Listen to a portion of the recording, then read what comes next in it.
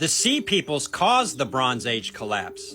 But who were they? Where did they come from? How did they wreak so much havoc on Egypt and collapse the 4 other empires on the Mediterranean? This map, according to Indo-European theory, says that they came down from Europe to do all of this, via the Black Sea, but I have the nail in the coffin for all that nonsense. Let's talk about the Tuatha Danann and the river goddess Danu.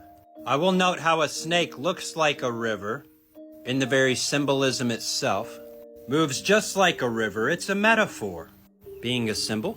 Now the river goddess Danu is from Hinduism, and the origin of the name Danu is derived from the Sanskrit root Dan, which means to flow or to give. This etymology reflects her association with water and fertility, emphasizing her role as a life-giving force, the river goddess. In the Rig Veda, one of the oldest sacred texts of Hinduism, Danu is mentioned as a primordial goddess, further cementing her ancient and foundational status in the pantheon. What does all this have to do with the Tuatha Danann? Well, the Rig Veda was written somewhere between 15 and 1200 BC. I suggest 13 to 1250. Whereas Celtic mythology from Ireland was an oral tradition, was only written down by Christian monks in the 12th century AD. 1300 BC, 1200 AD. That's 2,500 years between these written texts and these written texts.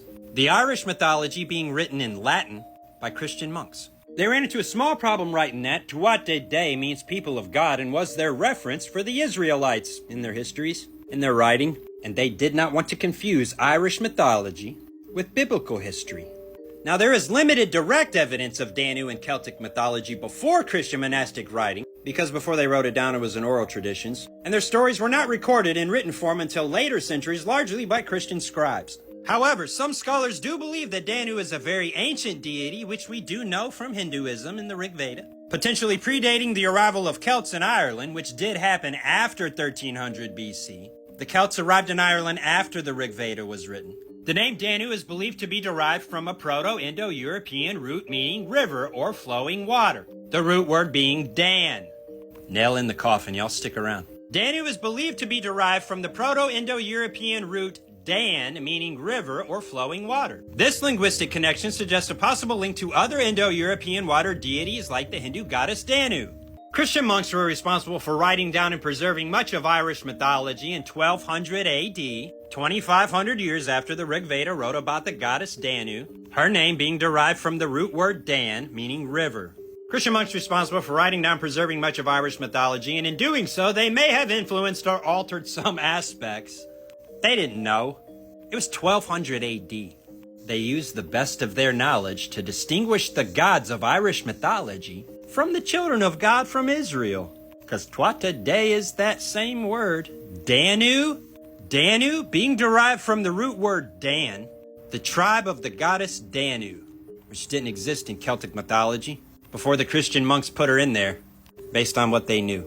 In summary, while Christian monks played a role in recording Irish mythology, attributing the entire invention of Danu to them is likely an oversimplification. It's not even true. We know that the river goddess Danu is from Hindu mythology, recorded in the Rig Veda at least in 1300 BC.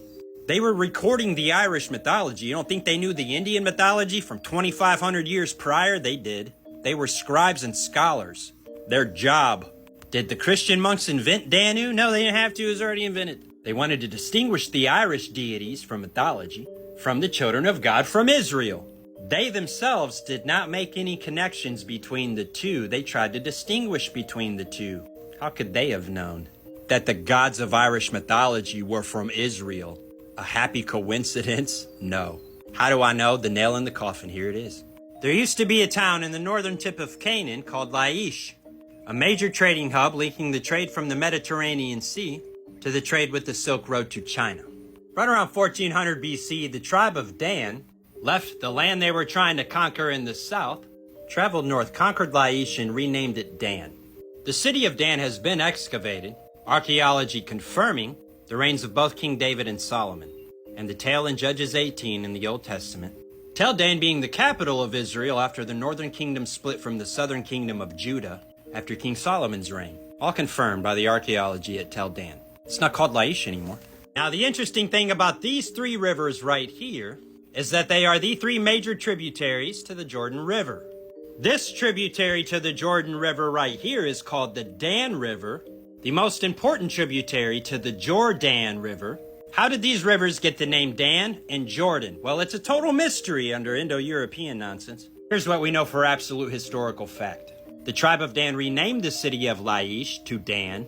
They renamed the river to Dan. What was it before? Who knows? Irrelevant. It's the Dan River now. And so how possibly could the Jordan River have gotten its name? Was it always called that? Nope, not until the tribe of Dan moved into the city of Dan and renamed the Dan River and renamed the Jordan River. What does it mean according to the etymology of Proto-Indo-European nonsense? It means the descender.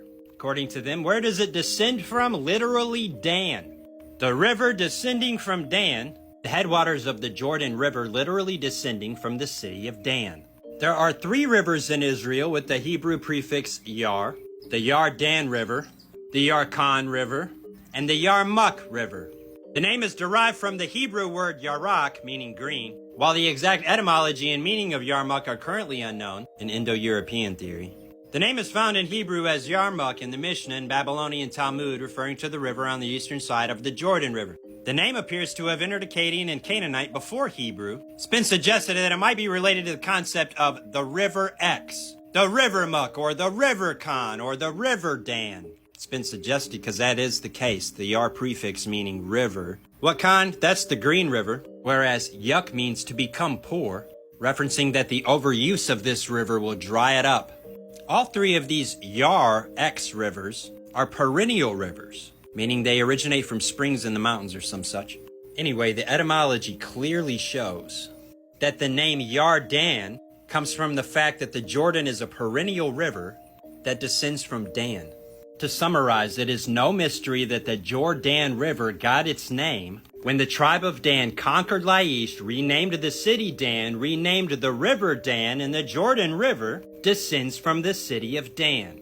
This is easy work. The river goddess Danu did not exist before Dan conquered Laish and renamed the river. Which means the Indo-European root word for Dan comes directly from this practice of the tribe of Dan renaming the river after themselves. The tribe of Dan is recorded in the Song of Deborah in the book of Judges. Deborah was a judge, of sitting in their ships when they should be helping fight the war. You see, the Phoenicians were actually the Canaanites, Sidon and Tyre. And in 1400 BC, the Israelites moved into the land of Canaan, and Dan conquered Laish. On their way, they did stop at Micah's house, collect the teraphim, the graven images, the ephod, that's Jewish, that's Judaism, and the Levite priests, that's the Torah. Mixed it into a new religion and conquered Laish with it. Recorded in Judges 18, confirmed by archaeology. The tribe of Dan, the serpent, the judge, a title the man Dan himself got from his father, Jacob. Israel himself declared Dan was the serpent and the judge. And that's why the judges like Deborah and Samson came from the tribe of Dan. They were the judge. Dan shall judge the tribes of Israel. And to this day that continues. With all evidence from ancient times, and I mean the man Dan himself, the sign of the serpent is the sign of their tribe. And they had ships far better than the Canaanites had. First they mixed in with pagan religion, and then they mixed in with pagans everywhere they went. Conquered them with subtlety, Trojan horse style. They are the sea peoples. They are recorded to have renamed everything after themselves. The sea peoples came from here and went up into the Black Sea. Indo-European root word Dan proves it beyond a shadow of a doubt. All the rivers in Europe are renamed Dan. They carried that religion that they formed in Judges 18 in 1400 BC down into the Indus Valley and wrote the Rig Vedas with it. They didn't go straight from there. They collapsed every major empire on the way. The tribe of Dan is recorded in the Iliad as coming up with the idea for the Trojan horse to sack Troy. And this right here is all backwards.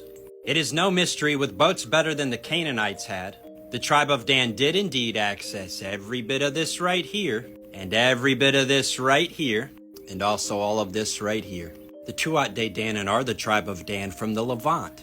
They stopped in Iran on their way to India and mixed in with the Aryans, whose civilization they collapsed. In 1400 BC, one age was dying and a new age was being born. That's a Viking longboat. Because the Danes are the tribe of Dan, it's even in their name. Danland and Sweden. Mythical King Dan from which they all descended. Look it up. They say themselves. Indo-European theory is a farce. The alphabet is Hebrew. Proto-Indo-European is nothing more than mixed Hebrew.